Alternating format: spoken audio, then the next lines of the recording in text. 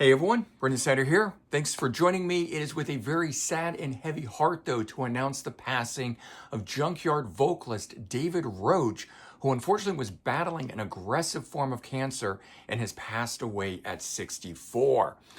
He helped form the Los Angeles, California band Junkyard back in 1987.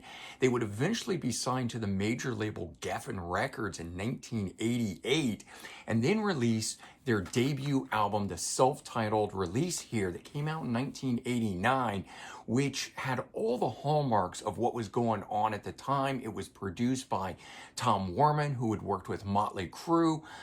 Their guitar player of note at the time was Brian Baker, who would go on to Bad Religion. Some of the guys in the group had also come from other groups beforehand, so they had all the things aligned for them. Unfortunately, though, this album kind of ran under the radar. I mean, it was something that I didn't even find out about until years later, but the swagger, the sleaze, the blues hard rock sound that this was everything that the era was, and it was a great debut album for the band to kick off and start on. But at least for me, it would be the 1991 album, Sixes, Sevens, and Nines, that was what got my attention. This was the first time that I had heard about the band, and a lot of it had to do with the sound of David Roach, his vocals on this, that piqued my interest when I first heard this.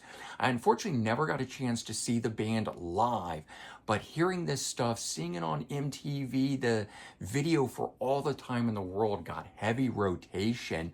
And other songs I know, whether or not they got videos or didn't, they got a lot of radio play for me, because by the time that I got a hold of this album here, songs like Give the Devil His Due and Nowhere to Go But Down, those were hallmark songs for me that I immediately recognized as far as this album was concerned. And I didn't really have that for the debut, but for this one here, lots and lots of that sort of stuff came through. But I think this one here had even more of that swagger, of that blues hard rock sound, the sleaze rock sound. The band maybe unfairly got grouped in with the glam metal scene. They were a bit more than that, but it was definitely part of that era, and it was definitely something that anyone who was into the whole glam metal thing at the time, and I throw bands like Great White and stuff into it as well. And so if you were a fan of that era with Great White and White Snake and those kind of bands, Junkyard fit right in with it, and it was a good thing to have at that time. Of note, the song on here that's called Slippin' Away was co-written with Steve Earle, which should really give you an idea of the background of where the band was coming from.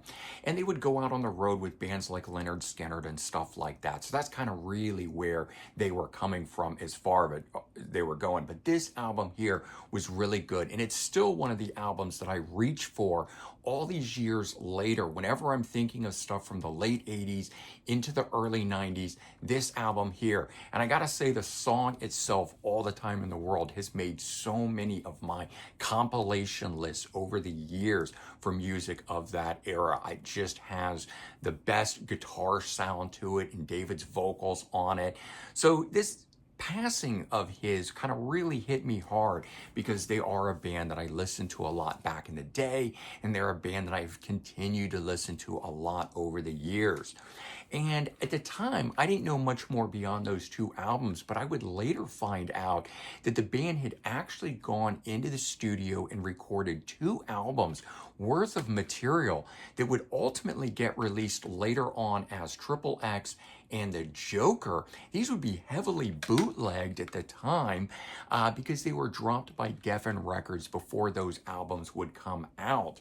And so I initially had bootlegged copies, and then years later the band released these, and I was able to get them off of their website as official releases, these being the demos for the 3rd album. Whether or not it ever would have been 2 or it would have been pared down, who knows at this point, but a 3rd album would have been fantastic had the era not changed musically. And so those albums there eventually seeing the light of day, I think shows how much the band was continuing to grow. They already grew quite a bit from the debut to the second album.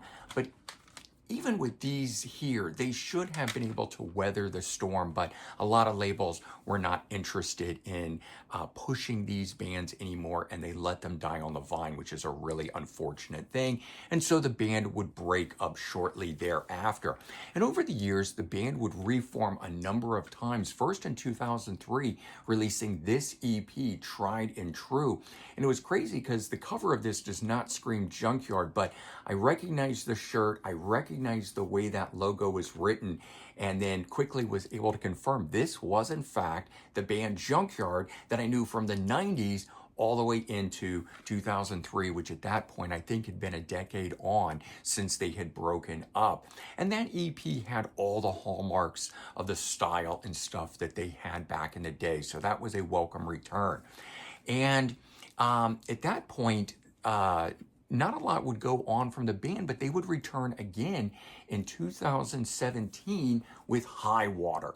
And this one here picks right up where the band left off, easily having all the blues rock and swagger and a little bit of southern flavor and all those things that the band was all about. Releasing this on Acetate Records, it was just a sort of welcome return from a band that had been gone too long, in my opinion. So this album here finally coming out, and this was coming out 26 years on from their last album in 1991, the 6s, 7s, and 9s.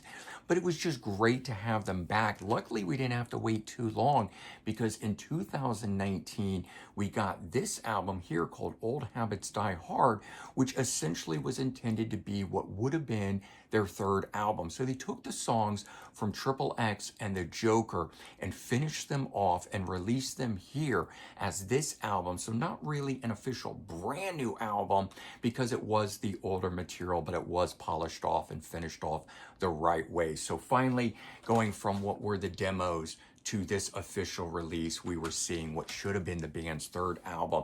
I think for me, at least, I will always like the demos best, but I grew up with that, and I think my ears just know that the best. So in 2021, the band released a single called Lifer with a B-side on it called Last of a Dying Breed. Unfortunately, that would be the final new music released by David Roach, at least up till this point.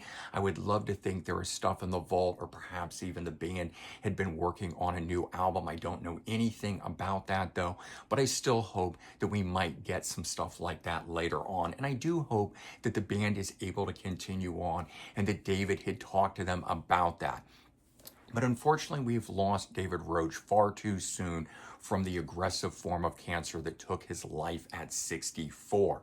Rest in peace, David. You will be missed, but not forgotten. And for all of you tuning into this who do remember David Roach, and maybe if you didn't and you just were curious about who the band Junkyard is, because I hope they continue. Lots of great music. I would certainly recommend starting with their second album, 6s, 7s, and 9s, and check out the song All the Time in the World. But really, you could start any place from their catalog. And so at this point, do listen to some of that. Remember David's life. Give thanks for what he leaves behind.